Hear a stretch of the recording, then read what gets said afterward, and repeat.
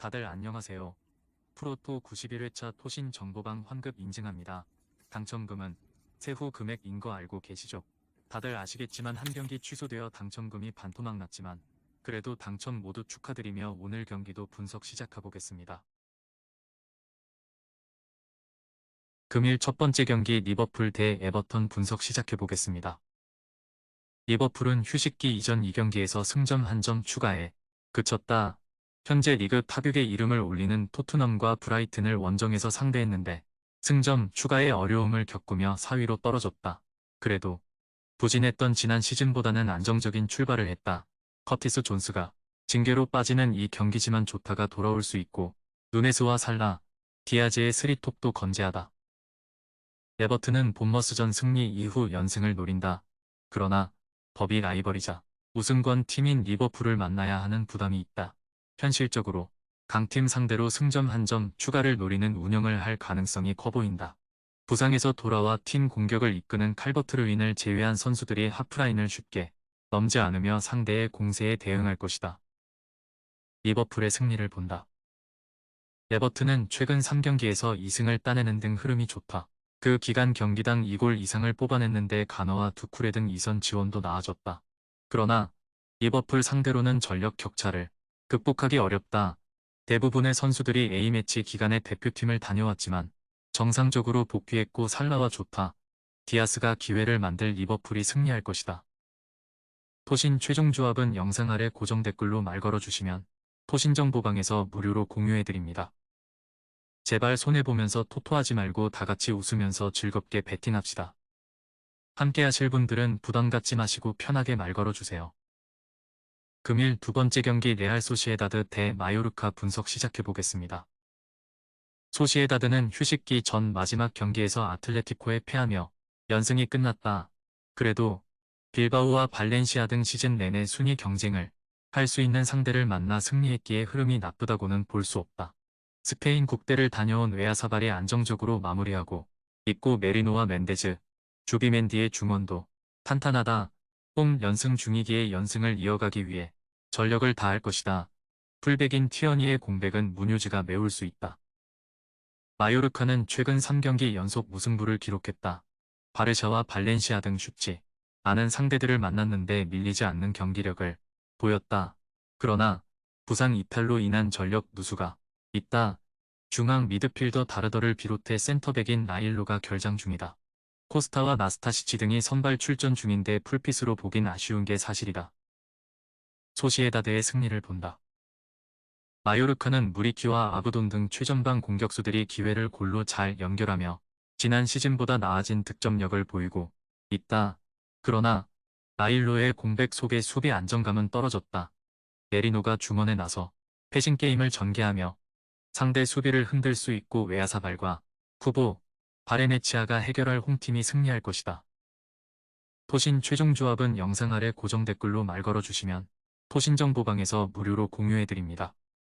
제발 손해보면서 토토하지 말고 다같이 웃으면서 즐겁게 배팅합시다.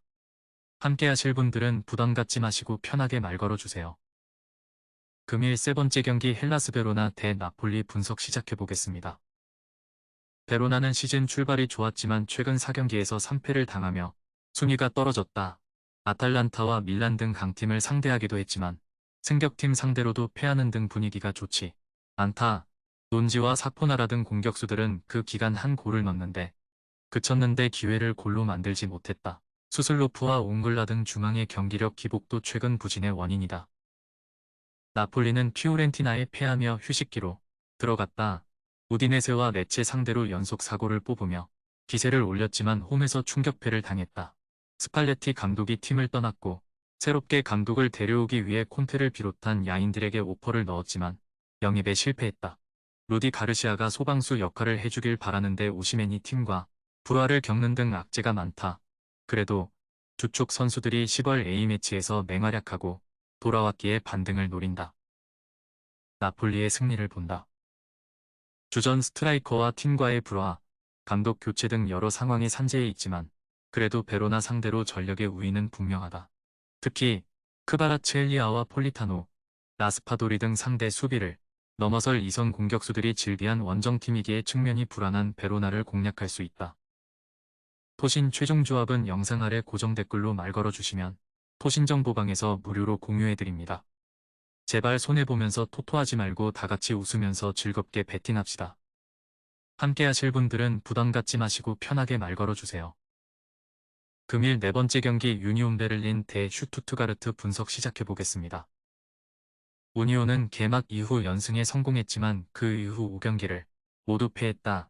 지난 시즌까지 수시즌간 상위권에 위치하며 좋은 성적을 냈던 팀이었는데 이번 시즌 성적은 좋지 않다. 베렌스와 베커 등 해결할 수 있는 공격수들이 있긴 하지만 하버러와 크랄 등 기대했던 중원에서 지원이 원활하지 않고 수비진도 흔들리고 있다. 에런슨과 폴란트 등 새로 가세한 공격수들이 더 힘을 내야 한다. 슈투트는 이번 시즌 유럽에서 가장 뜨거운 팀이다. 라리가의 지로나도 잘해주긴 하지만 분데스리가의 슈투트 같은 임팩트는 아니다. 월드클래스 수준의 스트라이커들을 모두 제치고 쥐라시는 13골로 득점 선두를 질주 중이고 퓨리히와 온다브 등 이선 지원도 원활하다. 이 경기에는 아시안게임 병역 문제를 해결할 정우영도 돌아오기에 풀핏으로 경기에 나설 수 있다. 슈투트의 승리를 본다. 경기당 2골 가까이 뽑아내는 데다 직전 경기 해트트릭을 기록한 쥐라시가 최전방에 나서 상대 수비를 경기 내내 몰아칠 수 있다. 또 중원 경기력 저하가 큰 홈팀 상대로 카라저와 스틸러, 하라구치와 정우영 조합이 경기 분위기도 가져올 것이다. 토신 최종 조합은 영상 아래 고정 댓글로 말 걸어주시면 토신 정보방에서 무료로 공유해드립니다.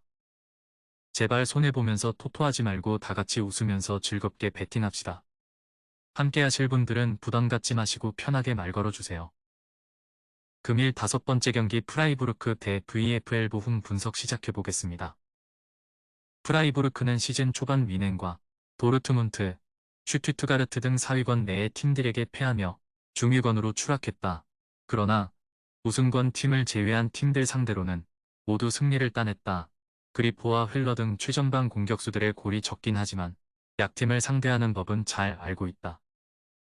보훔은 이번 시즌 유력한 강등 후보로 평가받았는데 그런 성적이 나고 있다. 개막 이후 7경기에서 1승도 챙기지 못했고 강등권인 16위로 처져 있다. 아사노와 파시엔샤 등 경쟁력 있는 공격진이 있고 로실라도 중원에서 역할을 하진 역시 문제는 떨어지는 원정 경기력과 더불어 수비진의 기복이다. 베르나르도와 스콜터백 등 최종 수비가 상대 침투를 저지하지 못하고 있다. 프라이부르크의 승리를 본다. 보훔이 원정을 넘어 시즌 첫 승을 위해 이 경기에서 의외로 공격적으로 경기를 운영할 수 있다. 로실라와 슈테거 등 중앙 미드필더들이 라인을 올려 홈팀 수비를 넘어서려 할 것이다. 그러나 프라이부르크는 미넨의 킴미히와 고레츠카 못지 않은 에게슈타인가 이끄는 중원이 있다. 상대의 중원 침투를 저지하며 경기 흐름을 가져올 것이고 힐러와 도안이 공격을 주도할 프라이부르크가 승리할 것이다. 토신 최종 조합은 영상 아래 고정 댓글로 말 걸어주시면 토신 정보방에서 무료로 공유해드립니다. 제발 손해보면서 토토하지 말고 다같이 웃으면서 즐겁게 배팅합시다. 함께 하실 분들은 부담 갖지 마시고 편하게 말 걸어주세요.